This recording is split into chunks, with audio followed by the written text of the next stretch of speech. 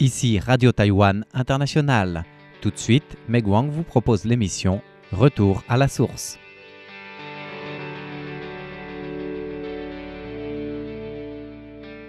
Bonjour à tous. Aujourd'hui, nous nous intéressons aux livres sonores et numériques à la recherche des chants d'oiseaux primés du prix de l'édition numérique de Golden Tripod Award de cette année.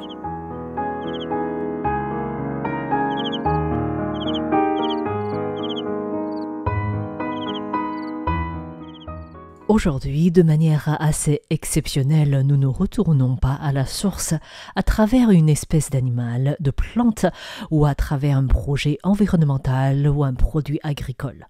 Aujourd'hui, nous allons parler plutôt d'un livre pour les petits et aussi pour les grands qui vise à sensibiliser les lecteurs sur leur comportement en lien avec la nature. Il s'agit du livre intitulé « À la recherche des chants d'oiseaux » publié par le Musée national de Taïwan situé à Taipei. Ce livre illustré, numérique et sonore vient de décrocher le prix de meilleure édition numérique de publication gouvernementale de Golden Tripod Award de cette année. En fait, créé en 1915 à l'époque japonaise, le Musée national de Taïwan fait partie de l'un des plus anciens musées de Taïwan et il comprend depuis l'origine 5 grands départements, à savoir anthropologie, sciences de la terre, zoologie, botanique et éducation. Ces collections englobent les ressources naturelles et humaines locales avec environ 40 000 spécimens d'animaux et de plantes indigènes ainsi que des artefacts culturels. Liu Huizi travaille pour le département de l'éducation du Musée national de Taïwan. Elle a expliqué que pour un musée aussi ancien, l'un de ses objectifs de ces dernières années est de rendre dynamiques ses collections. Le musée a ainsi déjà tenté de publier des livres illustrés ou des livres pop-up. En 2020, le musée a publié un manga basé sur une histoire imaginée de l'animal déjà éteint à Taïwan, la panthère nébuleuse, dont le musée possède un spécimen. Et à partir de ces expériences, le musée a décidé de publier le livre « À la recherche des chants d'oiseaux ». Un livre illustré, sonore, interactif et numérique articulé sur les chants d'oiseaux. Ce livre n'est donc pas imprimé, il n'est pas mis en vente non plus, mais il est disponible en ligne pour tous. En fait, le Musée national de Taïwan se situe au cœur de Taipei, non loin de la gare. Souvent, les gens y passent sans pour autant faire attention à la richesse naturelle qui s'y trouve. Nous retrouvons tout de suite Liu Huizi qui travaille pour le département de l'éducation du Musée national de Taïwan, qui a participé depuis le début à ce projet de livre sonore. Le musée national de Taïwan se situe dans le parc mémorial du 28 février 1947. Et les chants d'oiseaux sont largement liés à la vie quotidienne de nous tous. Ce sujet répond ainsi parfaitement à l'objectif de notre musée. D'autant plus que de nombreuses expositions du musée sont liées à la nature ou à l'environnement dans un but éducatif. Le sujet de ce livre fait ainsi écho à la mission du musée. Pour la réalisation de cet ouvrage, nous avons sélectionné uniquement des oiseaux et des plantes qui sont visibles dans le parc du 28 février. L'un des objectifs de ce livre est de rappeler que dans la vie quotidienne bien remplie, souvent on se déplace avec des casques au point que nous oublions qu'il y a des sons différents qui nous entourent. Ces différents animaux qui vivent en ville méritent peut-être notre attention pour savoir ce qu'ils souhaitent exprimer aux humains.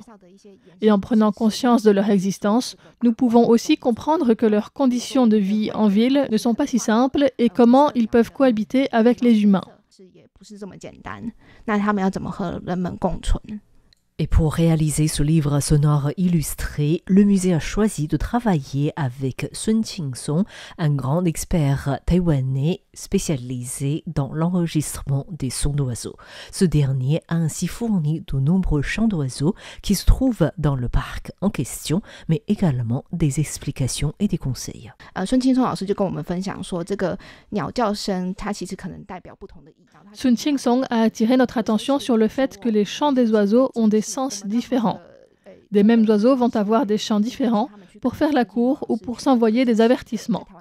Il nous a également expliqué que, pour les mêmes oiseaux, comme les bulbuls de Chine, leurs chants sont différents selon s'ils se trouvent dans le nord, le centre ou le sud de Taïwan.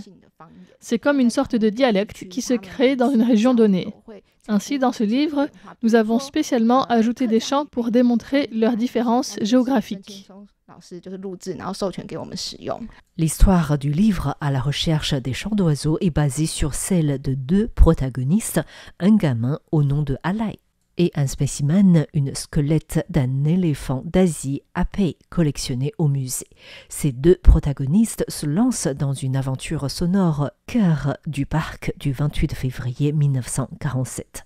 Ces deux protagonistes vont rencontrer différents animaux tout au long de leur aventure, le tout accompagné des chants d'oiseaux et cris d'animaux qui jalonnent leur parcours, offrant ainsi des indices précieux qui invitent les lecteurs à explorer l'écologie urbaine et à réfléchir à l'impact des pratiques humaines et des espèces envahissantes sur l'équilibre de l'environnement naturel. Et curieusement, pour commencer cette histoire, le premier animal rencontré par Alai et Apei n'est pas un oiseau, mais plutôt un animal qui peut devenir une menace indirecte pour les oiseaux. Nous retrouvons Lu Huici du département de l'éducation du Musée national de Taïwan.